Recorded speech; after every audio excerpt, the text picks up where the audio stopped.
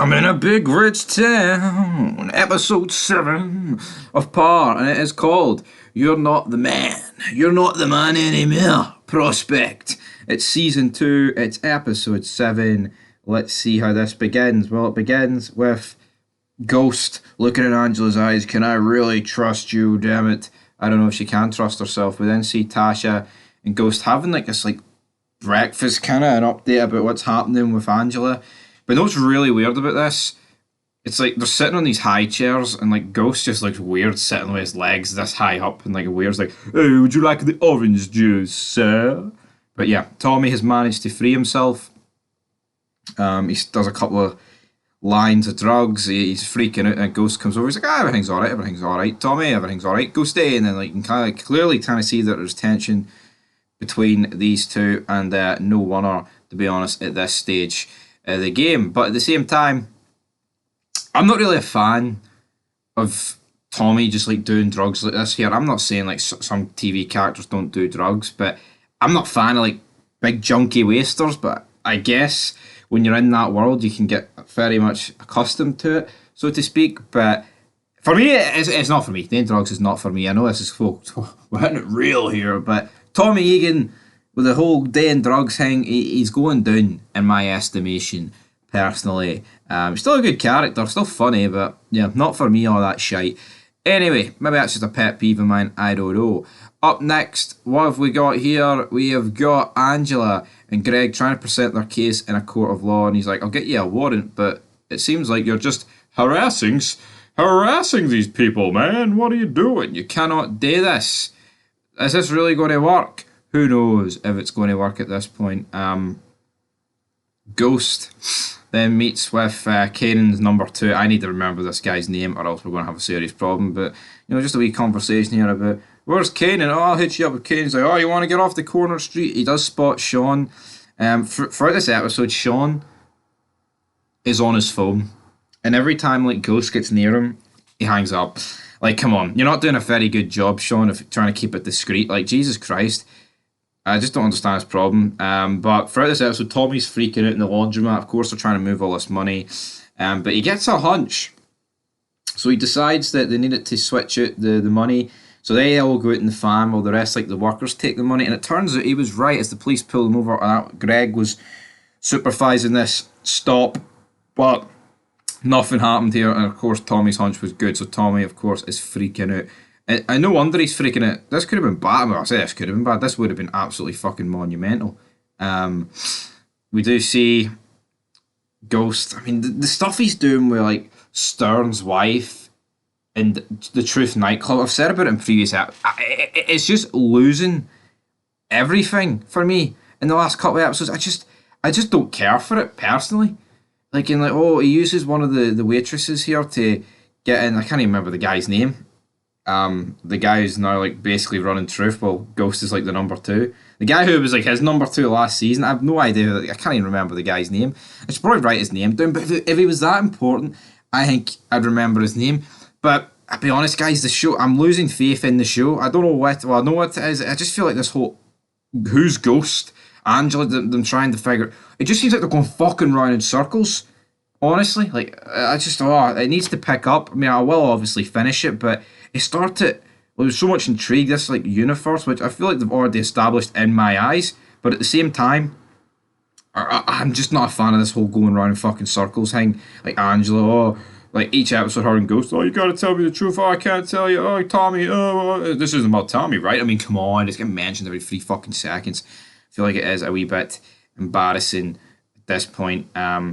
We do have Angela. She's freaking out, trying to figure out who is it, what's she going to do here, and essentially she's trying to find out an identity for Holly, in order to get her, track down where she is. But throughout the episode, she kind of thinks that it was Ghost that did it, but then Ghost kind of freaks out.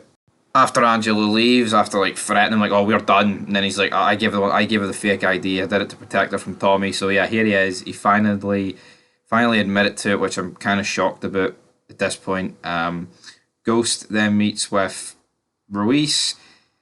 It's just like Ruiz, you just get a feeling like this whole organisation is going to come crumbling down at any point, because the level of trust is just non-existent between all of them.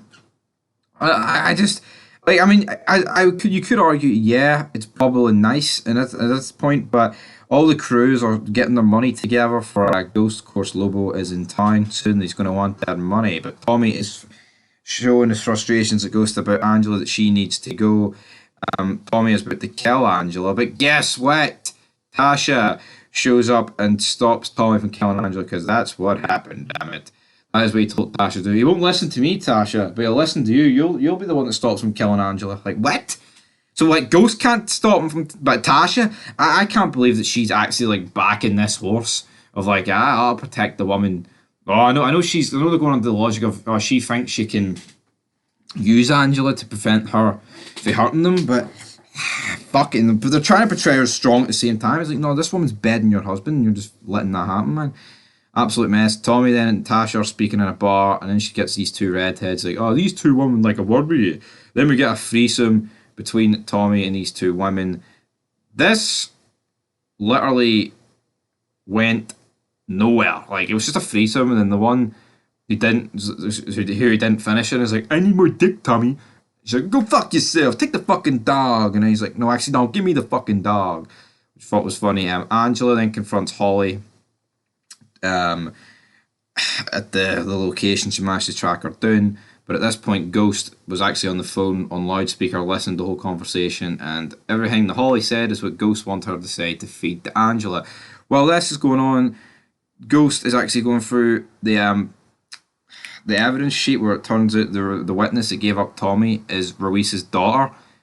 And I tell you what, if this actually goes down a path of where they order the hit on killing Ruiz's like 14-year-old daughter, which I don't think they will, but I will be fucking shocked. And to be honest, it would make no sense for Ghost's character to want to do that. To be honest, like he'll kill a 14-year-old, but he won't kill his girlfriend who's like literally jobbing him out left, right, and centre. Honestly, bit of a mess in my personal opinion.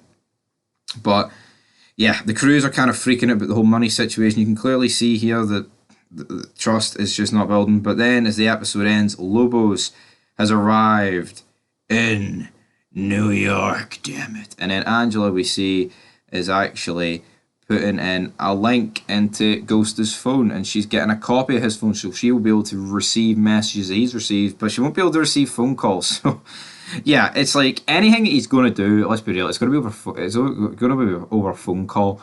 And even like, I've watched the next episode, it's not like he even texted anything that would incriminate himself, when usually he would do stuff. Well, maybe not text, but what's the difference between speaking and text? Like, if they've tapped your phone, you would not do either between texting or speaking. But guys, that is pretty much how this episode went down. We saw Sean get